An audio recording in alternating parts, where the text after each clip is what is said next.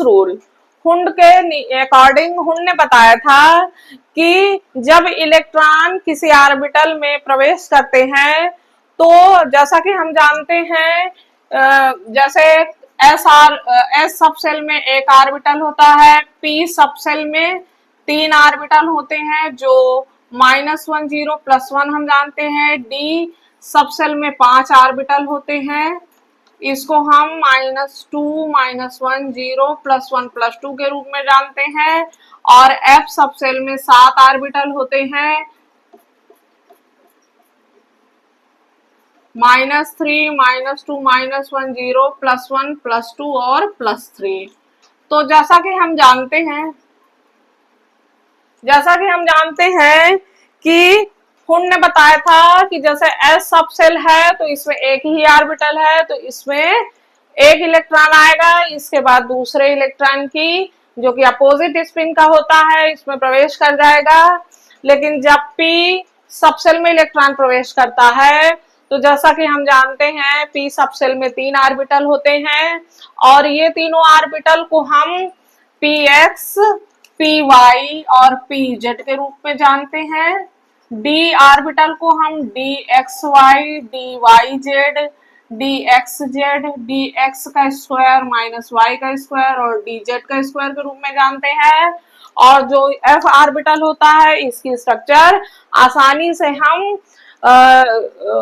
Board पे नहीं दिखा सकते क्योंकि ये बहुत ही कंडेंस स्ट्रक्चर होती है। तो हम जैसा कि देख रहे हैं कि जो पी सब सेल में 3 पी ऑर्बिटल है, P X, P Y, P Z, ये तीनों ऑर्बिटल डिजेनरेट ऑर्बिटल कहलाते हैं।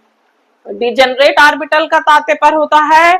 कि इन तीनों ऑर्बिटलों की जो एनर्जी होती है वो सेम होती है, इक्वल होती है, इसमें कोई एनर्जी डिफरेंस नहीं होता। इसी तरह डी में जो 5 ऑर्बिटल हैं या एफ में जो 7 ऑर्बिटल हैं इनकी एनर्जी सेम होती है, ये डिजेनरेट ऑर्बिटल्स होते हैं। तो हुंड के अकॉर्डिंग हुंड ने बताया था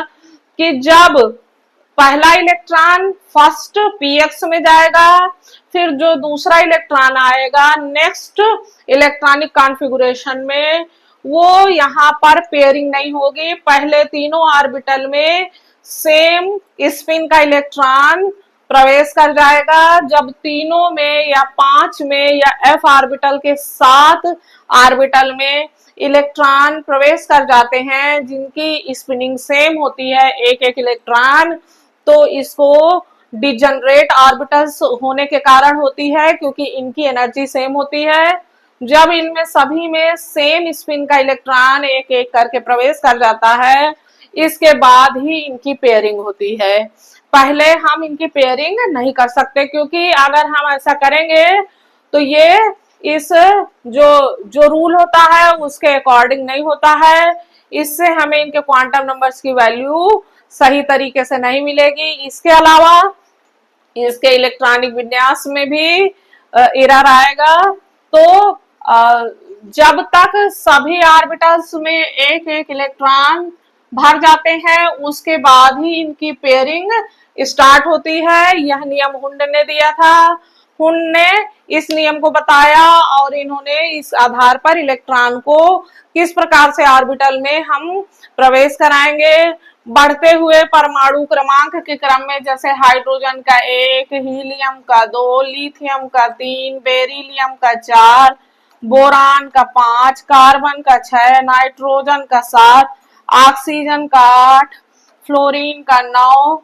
और नियान का 10, और इसी क्रम में जो 114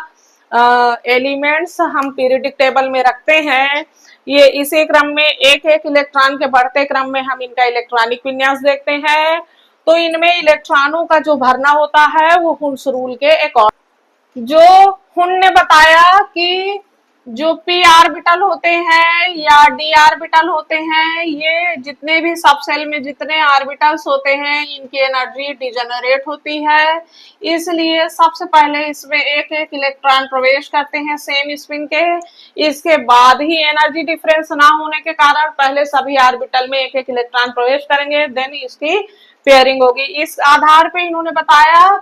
कि हुन ने बताया कि 2s प्लस की m is equal to 2s plus 1, यानी ये जो जहां s spin momentum, spin magnetic moment होता है, इसकी वैल्यू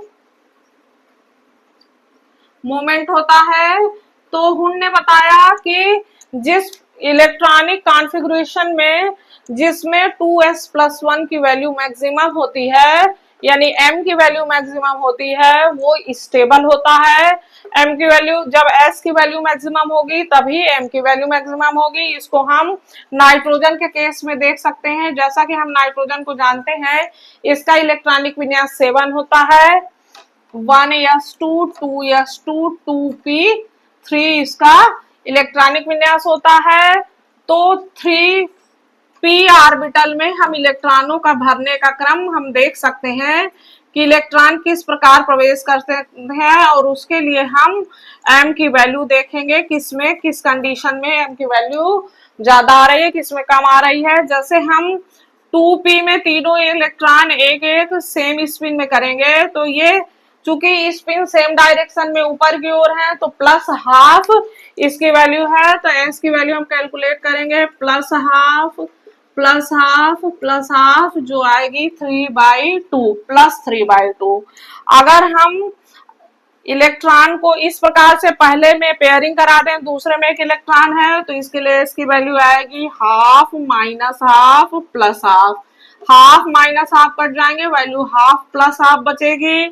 अगर हम इसमें एक इलेक्ट्रॉन, इसमें 2 इलेक्ट्रॉन कर दें, तो इसकी value half plus half minus half आएगी, जो कैंसिल हो जाएगी, इसकी भी वैल्यू प्लस हाफ बचेगी। और अगर हम तीनों ऑर्बिटल में एक एक इलेक्ट्रॉन अपोजिट डायरेक्शन में कर दें, जिसमें s की वैल्यू माइनस हाफ होगी, तो इसके लिए हम s की वैल्यू कैलकुलेट करेंगे, minus half minus half minus half equal to minus 3/2। तो इस प्रकार हम देखते हैं कि या तो तीनों सेम स्पिन ऊपर की ओर हो या सेम स्पिन नीचे की ओर हो, s की वैल्यू मैक्सिमम आ रही है, और इन दो कंडीशन में s की वैल्यू मिनिमम आ रही है। s की वैल्यू मैक्सिमम आने के कारण मैग्नेटिक मोमेंट की वैल्यू भी अधिक होगी, इसलिए ये स्टेबिलिटी को शो करेगा। इसलिए पहले सेम डिजनरेट ऑर्बिटल में 1 इलेक्ट्रॉन जब आ जाते हैं, इसके बाद ही पेयरिंग स्टार्ट होती है। तो इस प्रकार हमने हुन्स रूल के विषय में देखा।